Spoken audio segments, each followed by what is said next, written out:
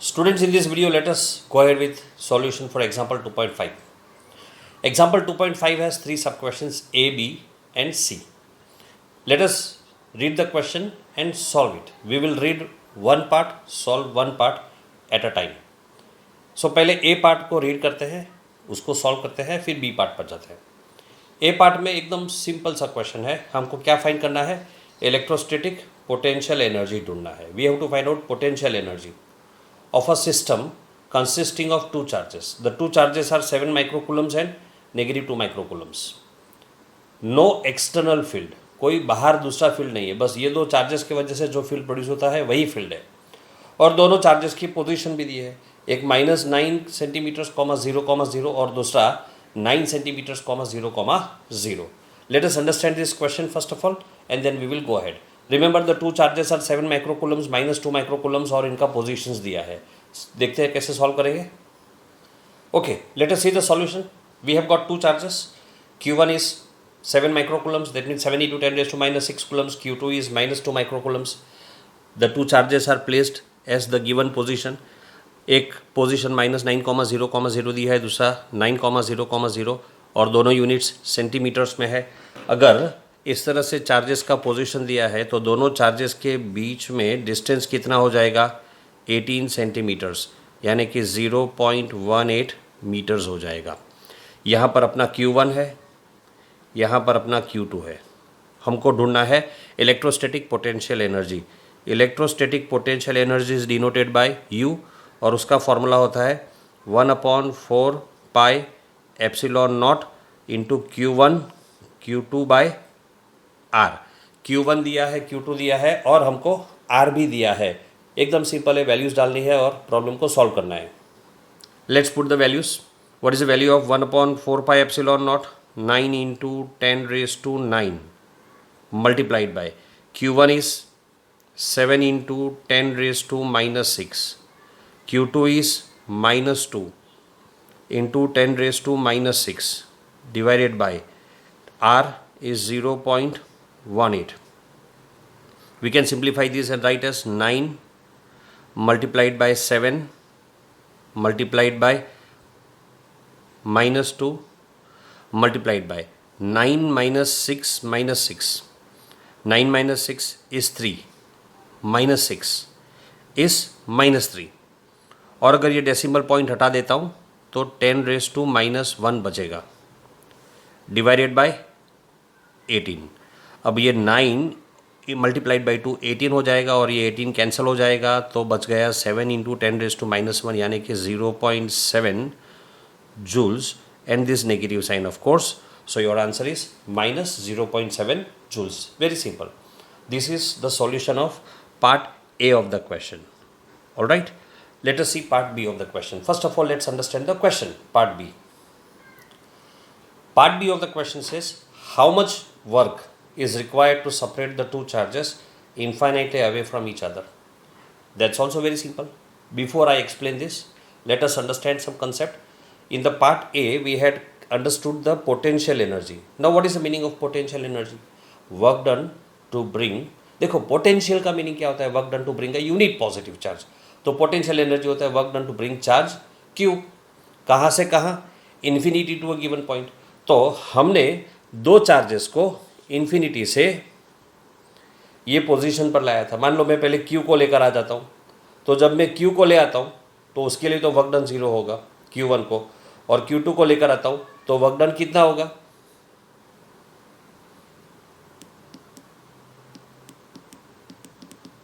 Q2 को लाने के लिए वर्क डन कितना था मेरा? -0.7 जूल्स था. कहाँ से? इन्फिनिटी से ये जो पोजीशंस दिए है ये पोजीशन पर लाने के लिए. अब उल्टा करना है हमको. अगर मुझे ये जो गिवन पोजीशन है वहाँ से इन्फिनिटी पर ले जाना है. देखो इन्फिनिटी से इन दोनों को गिवन पोजीशन पर लाने का वर्क डन -0.7 था, इन्फिनिटी से लाने का. तो इन्फिनिटी पर ले जाने का वर्क डन कितना होगा? इसका ऑपोजिट, यानी कि +0.7 हो जाएगा. एकदम सिंपल है. That is the answer for part B of the question. Let me write it down. So that's the answer, B part. Work done to separate the two charges infinitely away from each other is negative of U, potential energy का opposite हो जाएगा।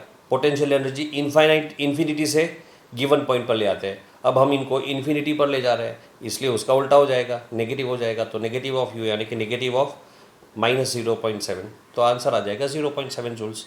Late us see the C part of the question now.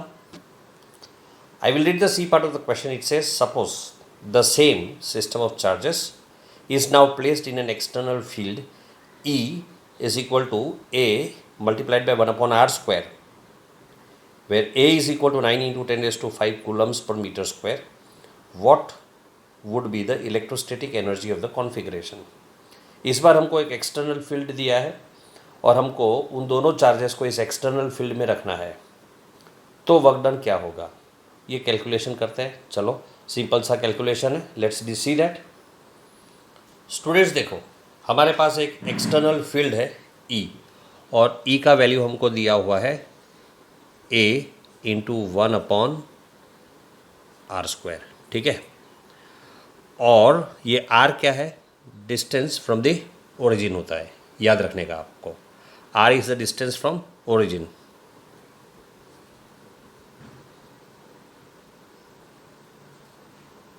Distance from origin. हमको charge Q1 को यहाँ पर रखना है field के अंदर, Q2 को इस पॉइंट पर फील्ड में रखना है। Q1 का डिस्टेंस फ्रॉम ओरिजिन है 9 सेंटीमीटर्स, Q2 का डिस्टेंस फ्रॉम ओरिजिन है 9 centimetres.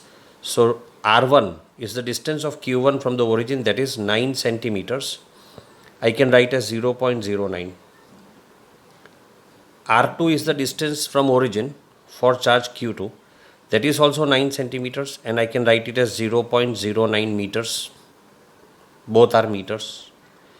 Q1 we know 7 microcoulombs. Q2 also we know -2 microcoulombs. That means both men can be multiplied by 10 raised to -6 to get coulombs. Now potential energy, the formula is Q multiplied by V. That means I can write total potential energy is potential energy for first charge plus potential energy for second charge.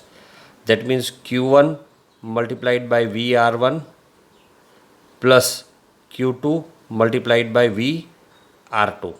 That is the formula. Alright, let's understand this further. Now the question arises, what is the value of V? How to find out V?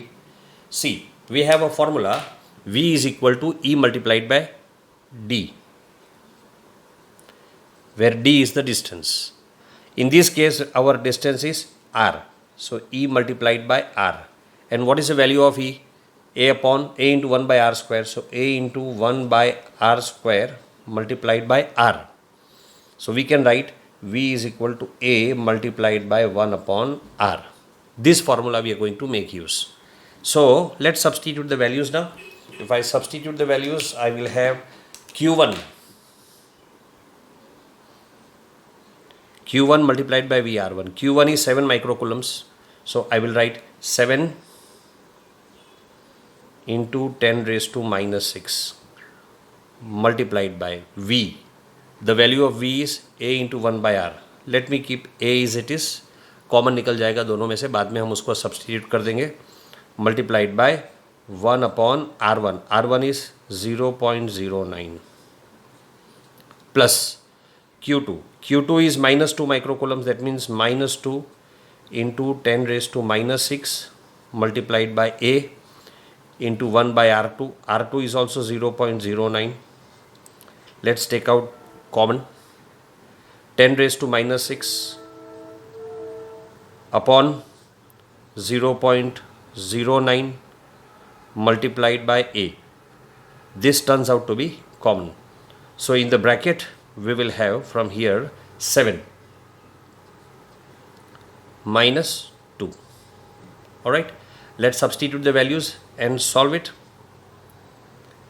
10 raised to -6 multiplied by 0.09. What is the value of 0.09?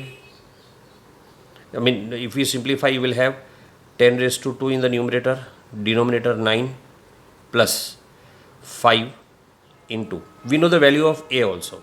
See in the question, A is given as 9 multiplied by 10 raised to 5.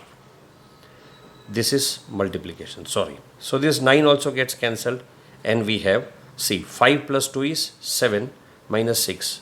So your final answer is 50 joules, right? Now students, see what we have found here is the work done to bring charge Q1 and Q2 in the electric field. लेकिन इसके अलावा और भी एक work done आता है. इन दोनों के बीच में जो इलेक्ट्रिकल फोर्स होता है उसकी वजह से भी पोटेंशियल एनर्जी होता है और वो भी हमको ऐड करना पड़ेगा. तो वो जब मैं ऐड करूँगा तो मुझे मिलेगा Q1 Q2 बाय R, जहाँ पर R इन दोनों के बीच का डिस्टेंस है. और ये वाला जो पोटेंशियल एनर्जी है वो हम पहले ही कैलकुलेट कर चुके हैं and that answer was -0.7 joules. तो वो भी मुझे उसमें इंक्लूड करना पड़ेगा. यानी कि मैं यहाँ पर लिख देता हूँ U इनिशियल, ठीक है. सो वो जब वैल्यू मैं ऐड करता हूँ तो मुझे इधर -0.7 जूल्स डालना पड़ेगा. So here also I will have -0.7 joules. So here also I will have -0.7 joules. So here -0.7 joules and hence our final answer is 49.3 joules. This is the work done in bringing the two charges in the given electric field. So that's all about example 2.5. We proceed with example 2.6.